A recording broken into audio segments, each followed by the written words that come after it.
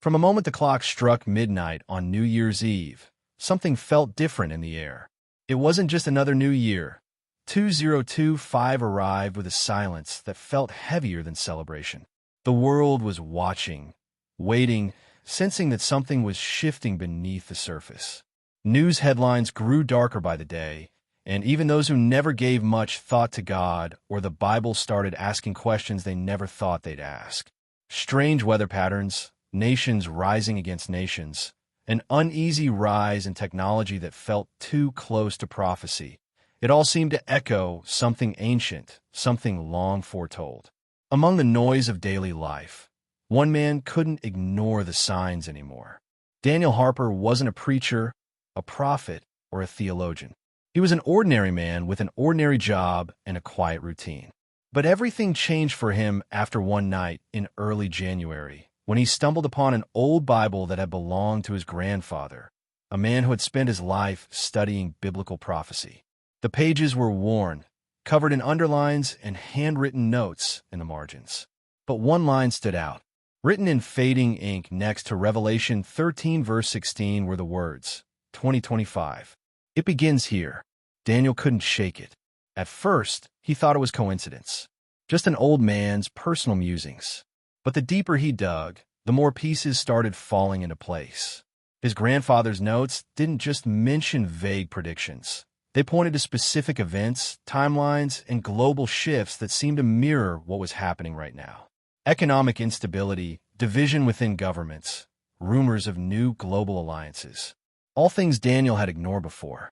But now they weren't just news stories. They were puzzle pieces that formed a picture he was no longer willing to ignore. As he studied more, he found passages in Ezekiel, Daniel, Matthew, and Revelation that spoke of wars, deception, false peace, and a growing rebellion against God. It all felt eerily familiar. The Bible, he realized, wasn't speaking in riddles. It was describing the headlines of today. And the more he listened to preachers, podcasts, and interviews, the more he saw others waking up too. People from all over the world were asking the same question. Are we watching biblical prophecy unfold in real time? But it wasn't just prophecy about governments and wars. There were signs in nature too. Earthquakes in places where they'd never happened before. Unexplainable astronomical phenomena. A growing sense of unrest and anxiety that seemed to grip people everywhere. Even those who didn't believe in the Bible were admitting something strange was going on. Then came the dreams. Daniel began waking up in the middle of the night, heart pounding, after vivid dreams of burning skies, collapsing cities, and voices crying out in warning. He tried to dismiss them as stress. But then he met others, people he'd never spoken to before, who describe having the same dreams, the same images, the same sense that something massive was about to happen. Something spiritual, something unavoidable. The world around him seemed asleep, distracted by entertainment, politics, and social media drama. But Daniel knew he couldn't look away anymore. He felt it deep in his soul, that the world was racing toward a moment the Bible had warned us about thousands of years ago. And 2025 wasn't just another year. It was the year everything would start to change. The prophecies were no longer distant ideas. They were becoming reality, and fast. But if that was true, if prophecy really was unfolding before our eyes, what comes next? What do we do with that knowledge? And how do we prepare for what's coming? Daniel's search for answers would take him into ancient texts, modern warnings, and chilling discoveries. He'd meet believers and skeptics, leaders and wanderers, each holding a piece of the truth. And along the way, he'd face one question again and again. What if the Bible was right all along? As the days pass and 2025 marches on, the signs grow louder. The warnings become impossible to ignore. And Daniel finds himself on the edge of something much bigger than himself. Something that reaches far beyond one man, one nation, or one moment in history. The world thinks it still has time. But time is almost up. Daniel didn't know why he couldn't stop thinking about that one phrase written in his grandfather's Bible. 2025, it begins here. It was simple, almost vague, yet it carried a weight that kept pressing on his chest like a warning he couldn't ignore. Every morning, He woke up and told himself he was just overthinking. But deep down, something told him that it wasn't just his imagination. It was something real, something ancient that had been waiting for this very moment in time. He began spending every evening alone in his study, poring over the pages of Scripture that once seemed distant and symbolic. Now they felt like news reports written in advance. Daniel had never been the overly religious type. He went to church on holidays, said a prayer now and then, and tried to live a decent life. But what he was discovering pulled him into a depth he had never experienced before. Prophecies that once felt like metaphor, wars, disasters, a global shift in power, now seemed to line up with headlines he saw every day.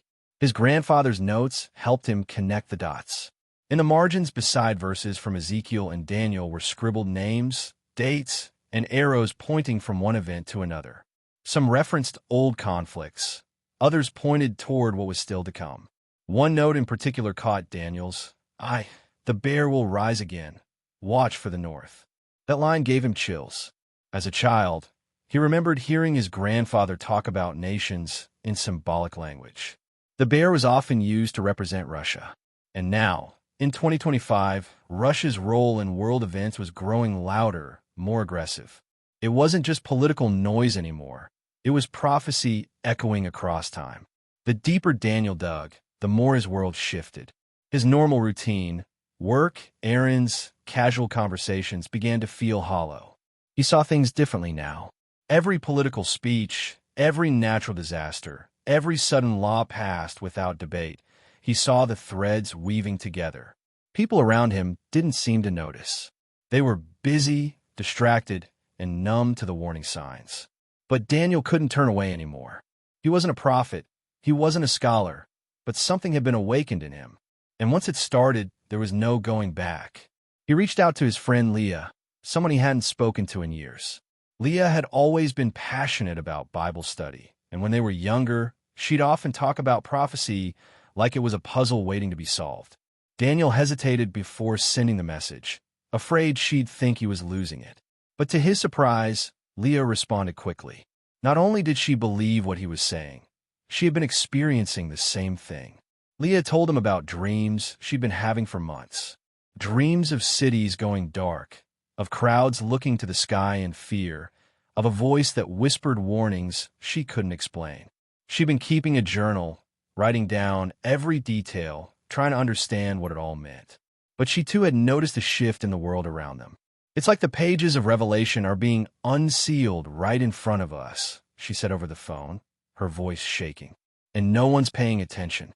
They agreed to meet the next day in a quiet coffee shop, both carrying stacks of notes, Bibles, and books. They talked for hours, comparing dreams, scripture, and real-world events. Earthquakes increasing in strange places. Talks of a digital currency becoming mandatory. Unusual signs in the sky that scientists couldn't explain. Leah even pulled out a newspaper clipping from a few weeks back, an article about a global summit where leaders discussed a one-world system for health and security. It seemed harmless on the surface, but when placed beside verses from Revelation 13, it took on a much darker tone. Daniel began keeping a private journal, not just of what he was learning, but how it made him feel. Fear, curiosity, awe. It all swirled inside him. Every day, he uncovered something new, an ancient passage that seemed to describe modern times. A new law passed quietly, a pastor warning of things to come. It all added fuel to the fire burning in his soul. Something was happening, something big, but there was one thing he couldn't explain, a name that kept showing up again and again in his grandfather's notes. The name Eliot. It wasn't in the Bible, and Daniel didn't know anyone by that name. Yet it appeared next to verses about the end times, the two witnesses, and a final message before judgment. The handwriting was clear, as if his grandfather had written it recently. But the man had passed away years ago. Who or what was Eliot? Leah hadn't heard of the name either, but the more they searched, the more mysterious it became. Daniel even found an old cassette tape labeled Eliot in a dusty box in the attic, right next to his grandfather's Bible. He didn't have a tape player, but something about the way the label was written made his skin crawl. It wasn't just a name. It felt like a key, a message waiting to be unlocked. Meanwhile, the world outside seemed to grow louder and more chaotic. Rumors of war in the Middle East. Markets rising and falling without warning. A strange red hue that covered the moon for several nights in a row. People dismissed it as coincidence or science. But Daniel couldn't unsee what he had learned. Every event seemed like another drumbeat in a countdown no one wanted to acknowledge. And yet, the scariest part wasn't what was happening. It was how few people noticed. The signs were all around, clear and consistent, but most remained asleep. Even churches were silent. Sermons stayed light, focused on comfort rather than warning. Daniel and Leah couldn't understand it. Why were more people sounding the alarm? Had we grown too comfortable, too distracted? As Daniel stared out his window one evening, he noticed something strange in the sky. A light, not a star, not a plane, hovered quietly, unmoving. He blinked, thinking he imagined it. But it stayed. He reached for his phone to take a picture, but the screen suddenly froze. The power flickered. For a moment, everything went still, silent. And then, just as quickly, the light vanished. His heart pounded. Was it a sign? A warning? Or just another piece in the puzzle he didn't yet understand? He didn't sleep that night. The next morning, Leah sent him a message. She saw it too. Daniel sat at his kitchen table long after sunrise, the half-drunk cup of coffee growing cold beside his untouched notebook. Leah had seen it too, the strange light in the sky. That confirmation unsettled him more than if she hadn't. It wasn't a trick of his imagination. Something had truly been there, and now the silence after its disappearance felt even heavier. He couldn't explain it, and he didn't know who to tell beyond Leah. Who would believe them? Most people would laugh it off or call it a drone, a glitch, or a weather balloon. But he knew better, and so did she. They agreed to meet again that evening. Leah brought her journal, flipping to a fresh page. "I've been thinking about the name," she said softly. "Eliur. It means God is my light in Hebrew." Daniel paused, stunned. Somehow, that made the strange light even more disturbing. A name written in his grandfather's notes, and then a mysterious light appearing days later. It couldn't be random. What if a name wasn't a person, but a message? A sign that something divine, or something deceptive, was trying to get their attention? They decided to dig deeper, and not just into the Bible. Daniel began searching through old audio files, archived sermons, anything with end times teaching. Leah combed through news reports and global forums, looking for patterns and connections. What they found was alarming. More people around the world had seen similar lights. Some described them as glowing orbs. Others reported moments of strange stillness, power outages, or even unusual dreams afterward. They weren't alone. As their research grew, so did their sense of urgency. One article in particular stopped Daniel cold. It described a new initiative being discussed at the United Nations, a push for a global biometric ID system. It was being sold as a way to simplify identification, travel, and financial access. But Daniel's thoughts immediately jumped to Revelation 13 again. The mark, the system of control, the setup for a world where no one could buy or sell unless they were part of it. It was no longer science fiction. It was being planned in real time. But while Daniel was focusing on global news and prophecy, Leah began noticing something more personal. Changes in people around her. Friends who used to be strong in faith were drifting. Families were fighting more. Churches she admired were suddenly avoiding difficult truths. Sermons became shallow, focused on prosperity and personal success, while the world seemed to tremble outside their doors. She felt like the spirit of deception the Bible spoke of was no longer creeping in. It had already made itself comfortable. One night, while Daniel was reviewing more of his grandfather's notes, he found something new. A letter tucked inside the back cover of the Bible, addressed to him. It was dated 12 years ago. "If you are reading this, it began, then the time has come. You must prepare, but not with fear. The world will not recognize the signs, but you must not be silent. They will call you mad. They will dismiss you. But the truth is not meant for the masses at first. It's meant for the watchers, the ones who stay awake." Daniel read the letter 3 times. Each word hit him with force. His grandfather had known, not just believed, but known that this moment in history would come. And somehow, he had trusted that Daniel would be the one to find the message when the time was right. That night, Daniel didn't sleep. He stared at the ceiling, thinking of everything they'd uncovered. Biblical prophecy was no longer something to be studied quietly. It was living, breathing, unfolding in front of them. As days passed, the tension around them grew. The global news cycle became darker, more chaotic. One morning, Leah called Daniel in a panic. They've shut down 3 major banks overseas. People can't access their money. They're calling it a temporary system reset. Daniel's stomach dropped. It was happening. A financial collapse wasn't just theory anymore.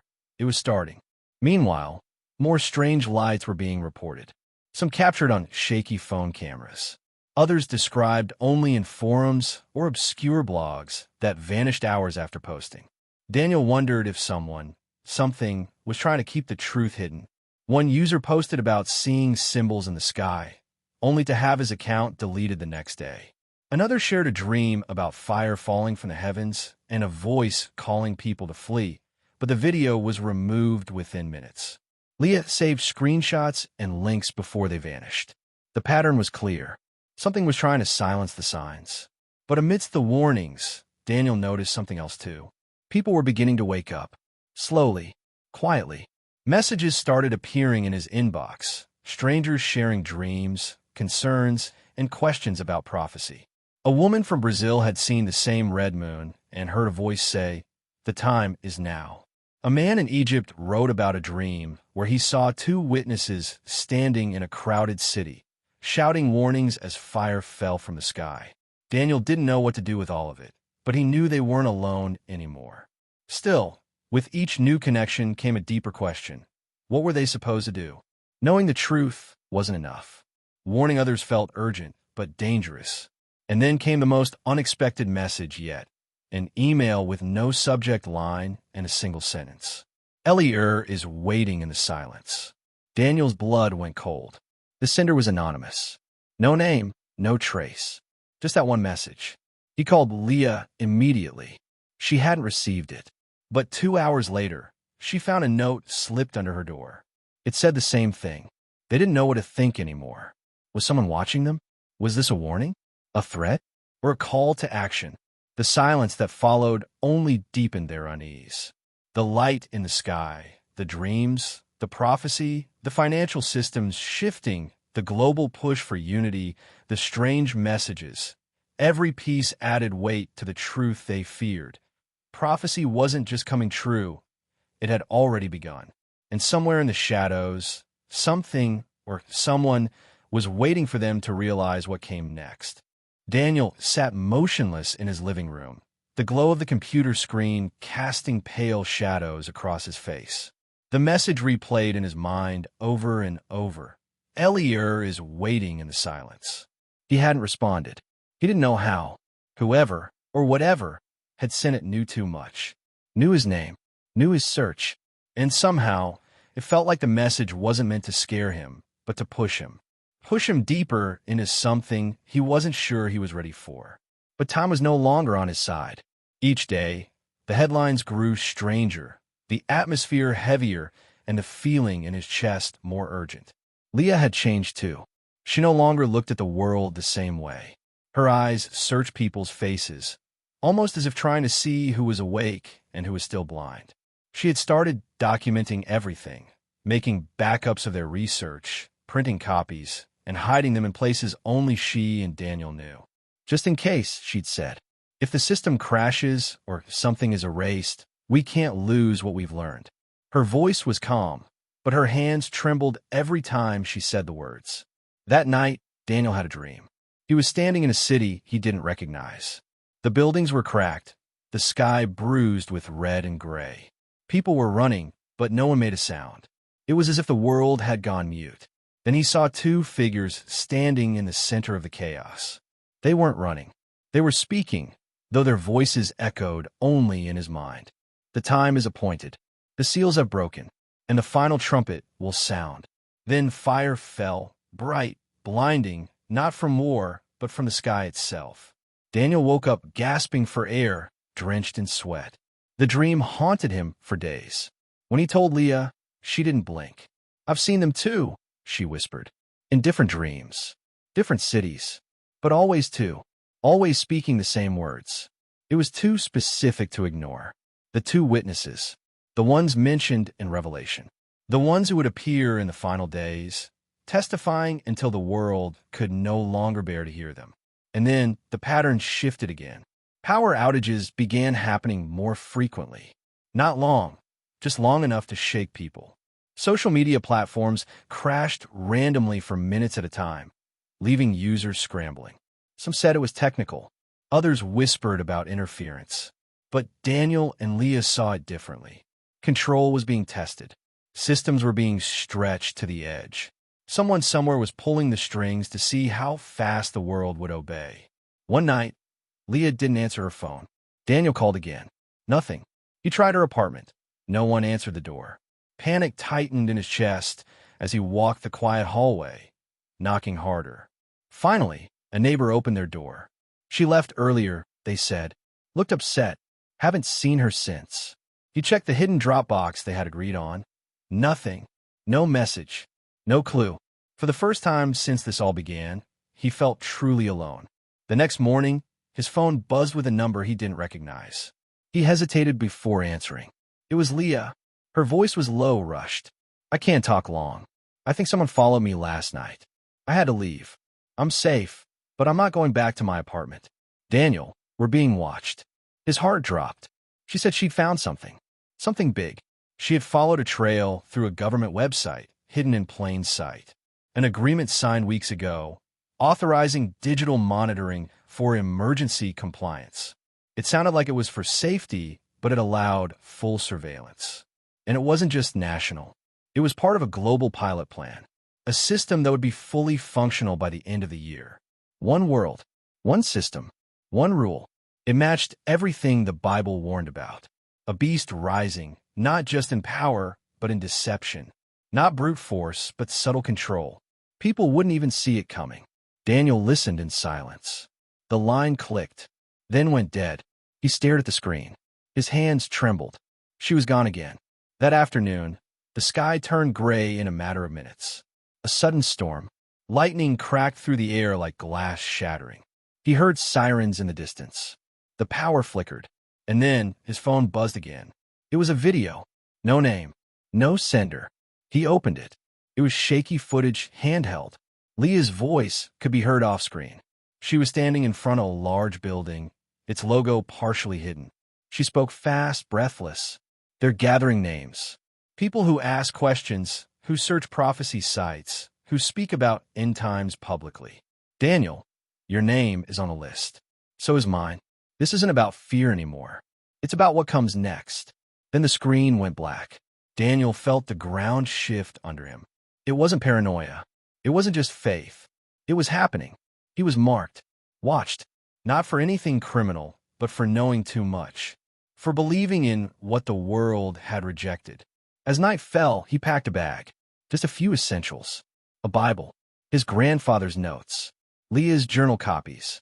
He didn't know where to go, but staying wasn't an option anymore. Before leaving, he looked around his home one last time. The walls that once gave him comfort now felt like paper. Everything normal had become fragile. And outside, the world was changing faster than anyone could keep up. He left through the back alley, his footsteps quiet in the dark. The city was still, but not peaceful.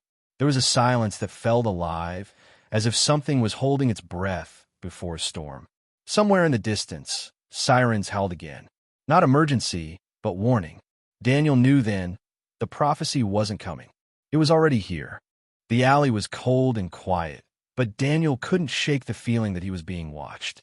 Every window felt like an eye, every passing car a shadow that lingered just a second too long. He kept his head down and moved quickly, slipping between side streets and back roads, making his way toward the old library near the edge of town.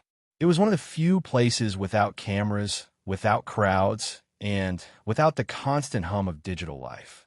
A place no one went anymore, which made it perfect. He slipped inside, the old wooden door creaking just loud enough to make him flinch. The building smelled of dust and forgotten stories, the air thick with silence. He found a corner deep in the basement where the signal was weak and set his things down. Pulling out the printed notes from Leah, he began reviewing everything again, trying to find something he might have missed, anything that could explain why this was all happening so quickly. That's when he saw it. A passage circled twice in red ink. Not from Revelation or Daniel, but from Matthew. Asterisk, as it was in the days of Noah, so it will be at the coming of the Son of Man. Asterisk, Daniel had read that line a dozen times. But now it hit different. The days of Noah weren't just about sin and judgment. They were about suddenness. A world living its normal routine, completely unaware that everything was about to change. That's what this felt like. A quiet before a storm people didn't believe would ever come. He checked his phone again. Still nothing from Leah. The silence stretched longer than he could bear. He knew she wouldn't disappear unless something was seriously wrong. His mind raced with possibilities, but before he could sink deeper into fear, he noticed something strange, an envelope sitting at the end of the table. It wasn't there when he arrived. He hadn't heard anyone come in. Slowly, he reached for it. His name was written on the front in block letters. Inside was a photograph, black and white, grainy, clearly taken from a distance. It showed him and Leah together at the cafe, heads bent, whispering. Another image showed Daniel in his apartment, standing by the window, unaware he was being watched. He staggered back, heart pounding. Someone had been following them all along. Watching, documenting, not to protect, but to monitor. The questions he'd been afraid to ask now stared him in the face. Who were they, and how far would they go? On the back of the last photo was a phrase that made his blood run cold. Asterisk, you were never alone. Asterisk.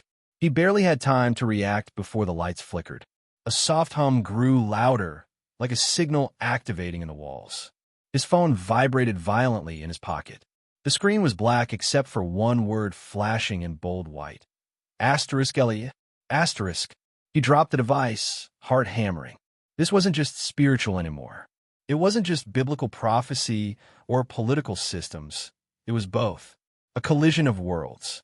And somehow, the name Eliur sat right in the center. Daniel grabbed his things and ran. He couldn't stay underground anymore. He had to find Leah. She was the only one who had seen this coming as clearly as he had. She had pieces of the puzzle he didn't. And now, the danger was no longer distant. It was here. It was watching. Outside, the city felt different. There were more military vehicles than usual, parked quietly along sidewalks. Uniformed officers stood near transit stations, not with weapons raised, but with scanners and checkpoints. A woman nearby was stopped and asked for identification.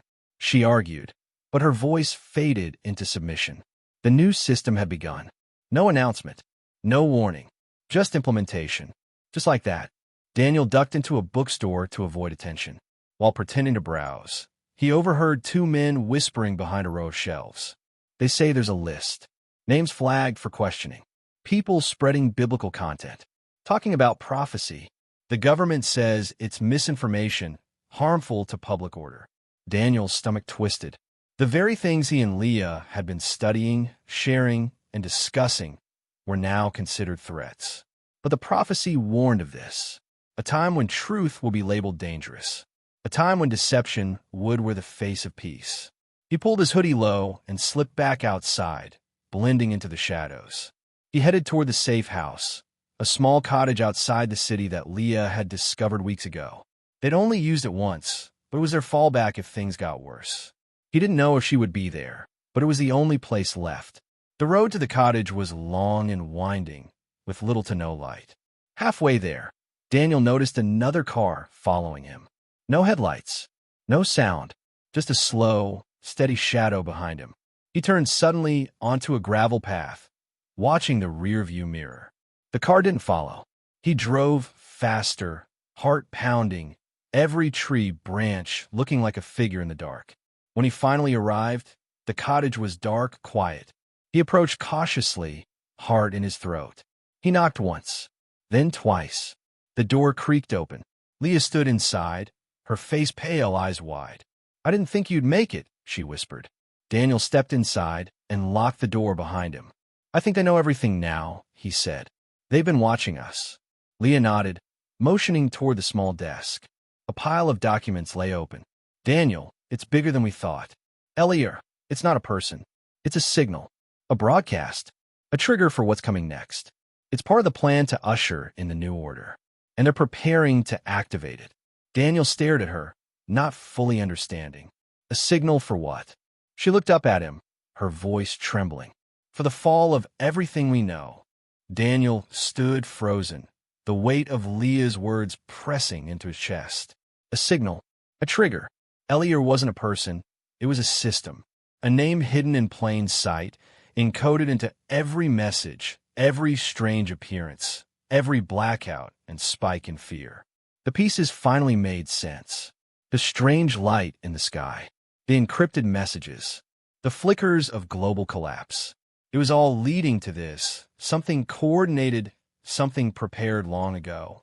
And now, it was ready to be unleashed. Leah pulled out a map, the pages covered in red marks and notes. They've been testing the signal, she said quietly.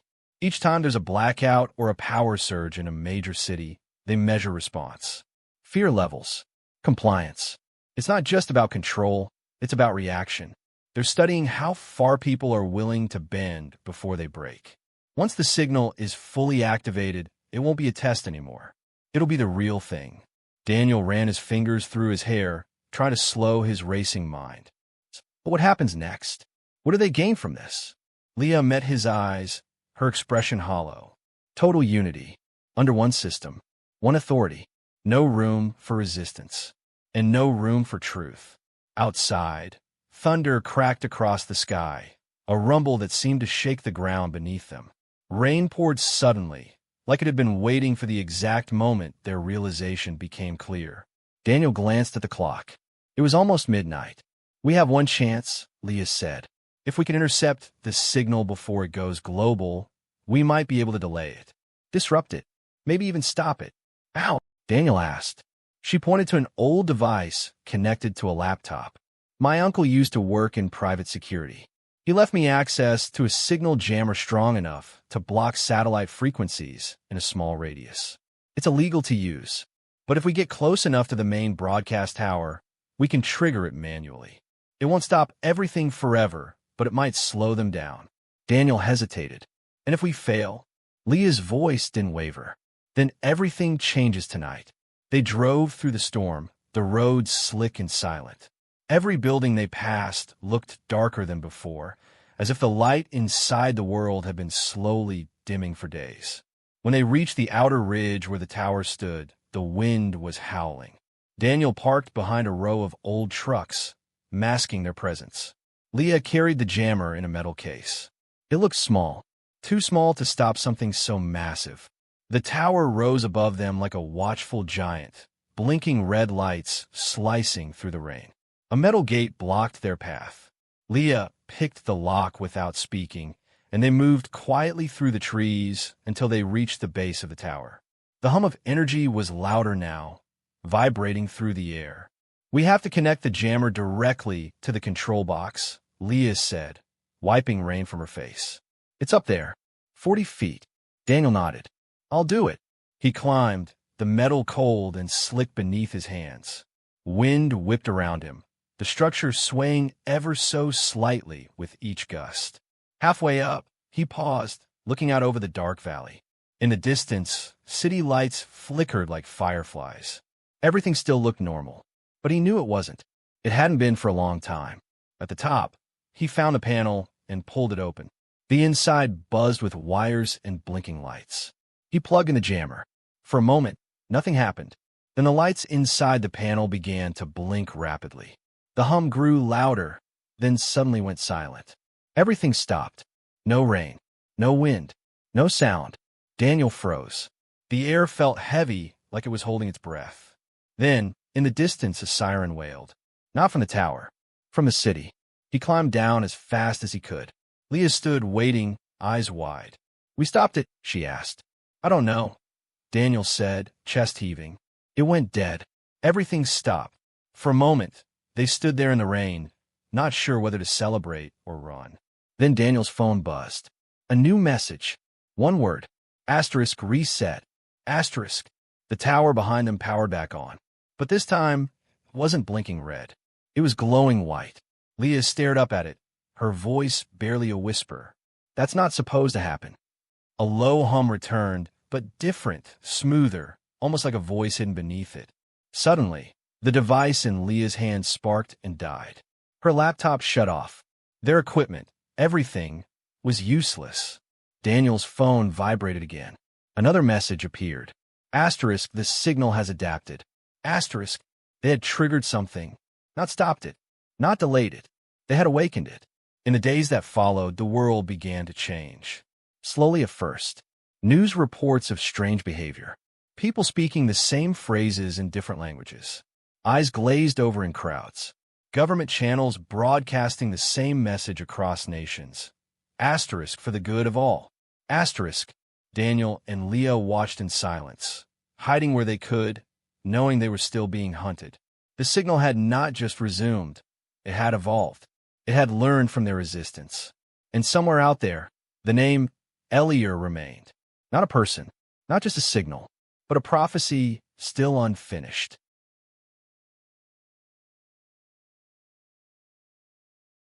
The world didn't collapse overnight. There were no explosions, no screaming in the streets, no sudden panic. That would have been easier to explain. Instead, the change came quietly, like fog rolling over a sleeping city. It started with language. Phrases repeated across countries, leaders echoing the same ideas in perfectly timed speeches. One world, one voice, they said, for the good of all. People didn't question it. They embraced it, subtly at first, then completely. It was as if a switch had flipped, but no one remembered pressing it. Daniel and Leah remained in hiding, moving from place to place as quietly as possible. Their names had appeared on a public list circulated in the name of security. Those who questioned the signal, those who had tracked prophecy, were now classified as disruptors of unity. There were no official arrests, no trials, just disappearances. People vanished from their homes. Online profiles wiped clean, as if they never existed. But Daniel and Leah had prepared. They left no trace, no digital footprint. Only the truth, printed and hidden in small caches around the countryside. For a time, they lived in the woods near an abandoned farm. It wasn't safe, but it was quiet. Leah kept journals of what they observed. She documented every sign she saw that aligned with the warnings from Scripture. False peace, global unity, systems of control cloaked in promises. Revelation didn't seem symbolic anymore. It felt like a map. One verse in particular echoed in their minds. Asterisk, they will deceive even the elect, if that were possible. Asterisk, Daniel found himself thinking more about his grandfather during those long, quiet nights. He wondered how much the old man had known. Had he seen all this coming? Or had he just felt it deep down in his soul like Daniel did now? The notes, the dreams, the warnings, it had all been preparing him for this. And maybe not just to survive, but to remember, to witness. One evening, as the sun set behind a pale sky, Leah pulled out a worn envelope she had hidden deep inside her coat. "I didn't show you this before," she said. "I found it taped under the back cover of my Bible. I thought it was just another note, but I think it's more." Daniel opened it carefully. Inside was a small slip of paper, brittle from age. On it were 4 words, written in that same steady hand his grandfather used. Asterisk, the remnant will remain. Asterisk beneath that, a verse, Isaiah 10, verse 21. Asterisk, a remnant will return. A remnant of Jacob will return to the mighty God. Asterisk, they sat in silence as the meaning settled in. The signal had reached nearly every city on earth, transforming the minds and actions of millions. But not everyone. There were still a few, small communities, hidden voices, scattered believers, who resisted, who remembered what the Bible warned. The remnant. Leah leaned back against the tree behind her. Maybe it was never about stopping it, she said quietly. Maybe it was about enduring it, standing through it, being awake while the world sleeps. Daniel nodded. It was the only thing that made sense anymore. Weeks passed. They began to hear whispers through broken radio signals and word-of-mouth travelers. A pastor in South America still preaching the gospel underground.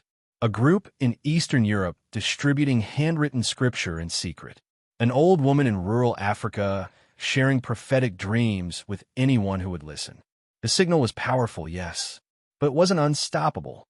There were cracks, glitches, proof that not everyone had surrendered their minds and hearts to the voice of the beast. The world called it peace.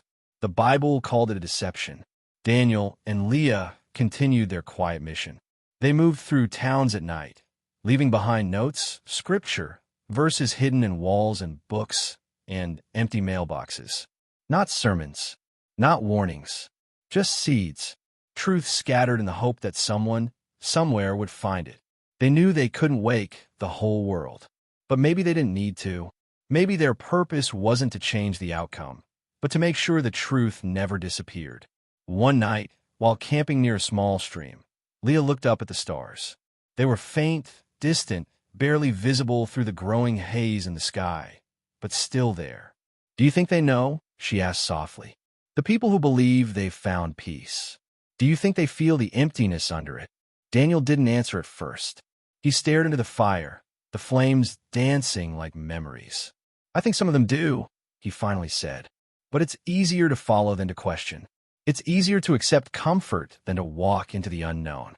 That's why the deception works. It gives people just enough hope to keep them blind." They sat there for a long time, the wind moving gently through the trees. The next morning, Daniel woke to find a small group gathered near the path leading to their camp. Travelers, strangers, a couple, a teenager and an older man. They had seen one of the messages Daniel had left behind in a train station. Just a verse and a meeting point scrawled beneath it. "We've been looking," the older man said. "Not everyone's gone. Not everyone's asleep." Daniel nodded, his chest tightening with something he hadn't felt in weeks. Hope.